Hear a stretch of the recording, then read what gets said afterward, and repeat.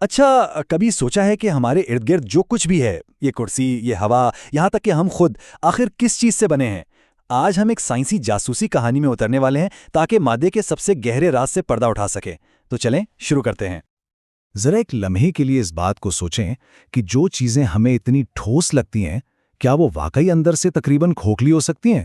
بھائی، یہ خیال جتنا بھی عجیب لگے، لیکن یہی وہ سوال تھا جس نے ایسی دریافتوں کو جنم دیا جنہوں نے سائنس کی دنیا کا نقشہ ہی بدل کر رکھ دیا۔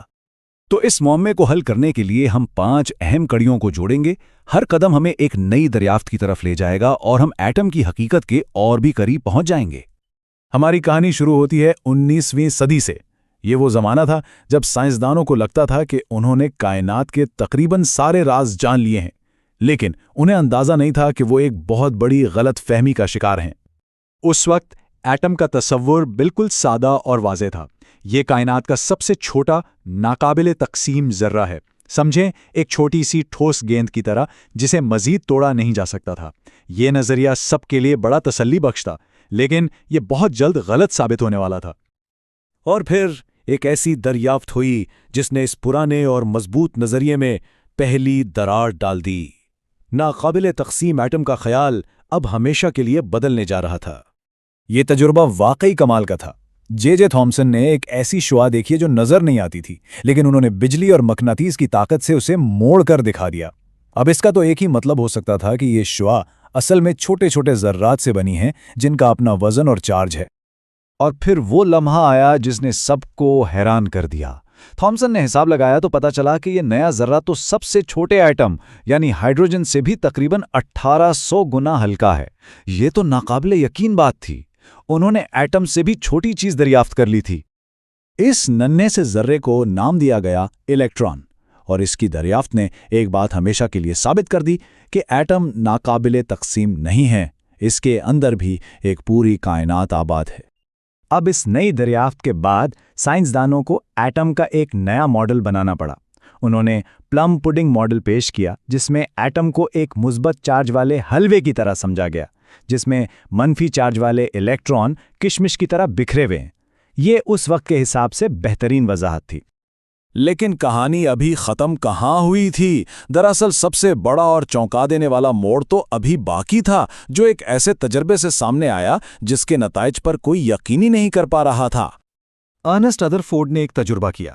پلم پڈنگ ماڈل کے مطابق ان کا خیال تھا کہ مثبت چارج والے الفا ذرات سونے کے ورق سے تقریباً سیدھے ہی گزر جائیں گے، بالکل ایسے جیسے کوئی گولی کسی ٹشو پیپر سے گزر جائے۔ لیکن جو نتیجہ نکلا وہ تو ہوش اڑا دینے والا تھا۔ زیادہ تر ذرات تو توقع کے مطابق سیدھے گزر گئے، لیکن کبھی کبھار یعنی تقریباً 8000 میں سے کوئی ایک ذرہ ٹکرا کر سیدھا واپس آ جاتا تھا۔ بھلا یہ کیسے ممکن تھا؟ یہ تو بالکل توقع کے خلاف تھا۔ ردرفورڈ کے اپنے الفاظ اس حیرت کو سب سے بہترین طریقے سے بیان کرتے ہیں جو ان کی ٹیم نے محسوس کی تھی۔ یہ دریافت سائنس کی دنیا میں کسی زلزلے سے کم نہیں تھی۔ اس تجربے کا پہلا نتیجہ تو دماغ کو ہلا دینے والا تھا، کیونکہ زیادہ تر ذرات بغیر کسی رکاوٹ کے سیدھے گزر گئے تھے۔ اس کا مطلب صرف ایک ہی ہو سکتا تھا کہ ایٹم کا زیادہ تر حصہ خالی جگہ ہے۔ تو پھر ان واپس اچھلنے والے ذرات کا کیا بنا؟ ظاہر ہے وہ کسی بہت ہی چھوٹی، انتہائی ٹھوس اور مثبت چارج والی چیز سے ٹکرائے ہوں گے۔ اس چھوٹے سے مرکز کو نیوکلیس کا نام دیا گیا اور اس کے اندر موجود مثبت ذرات کو پروٹون کہا گیا۔ اور اس طرح ایٹم کا ماڈل ایک بار پھر بدل گیا۔ پہلے ایٹم کو ایک ایسی چیز سمجھا جاتا تھا جس میں مثبت چارج پھیلا ہوا ہو، لیکن اب ہم ایک ایسے ماڈل تک پہنچ گئے جس میں سارا مثبت چارج اور تقریباً سارا وزن ایک ننھے سے مرکز میں قید تھا اور الیکٹرانز اس کے گرد چکر لگا رہے تھے۔ اب کہانی کا آخری بڑا مسئلہ سامنے آیا۔ نیوکلیئر ماڈل بہت اچھا تھا، لیکن یہ ایک چیز کی وضاحت نہیں کر پا رہا تھا، اور وہ تھی ایٹم کی کل کمیت، یعنی اس کا وزن۔ سائنسدانوں نے ایک بڑی عجیب بات نوٹ کی۔ کسی بھی ایٹم کا جو اصل وزن تھا وہ اس کے پروٹونوں کے وزن سے تقریباً دگنا تھا۔ جیسے ہیلیم میں 2 پروٹون تھے تو اس کا وزن بھی 2 یونٹ ہونا چاہیے تھا، لیکن اصل میں وہ 4 تھا۔ تو یہ باقی کا غائب وزن کہاں سے آ رہا تھا؟ یہ معمہ کئی سالوں تک سائنسدانوں کو پریشان کرتا رہا، یہاں تک کہ جیمز چیڈوک نامی ایک سائنسدان نے آخرکار اس کا جواب ڈھونڈ ہی لیا۔ چیڈوک نے دریافت کیا نیوٹران۔ یہ ایک ایسا ذرہ تھا جس کا وزن تو پروٹون کے برابر تھا، لیکن اس پر کوئی چارج نہیں تھا، اور یہ نیوکلیس کے اندر ہی موجود تھا، جو ایٹم کا وزن تو بڑھاتا تھا لیکن اس کے چارج کو نہیں بدلتا تھا۔ بس معاملے کا آخری ٹکڑا بھی اپنی جگہ پر آ گیا تھا۔ اور اس طرح ان تمام دریافتوں کو ایک ساتھ جوڑنے کے بعد ایٹم کی وہ تصویر مکمل ہوئی جسے آج ہم سب جانتے ہیں۔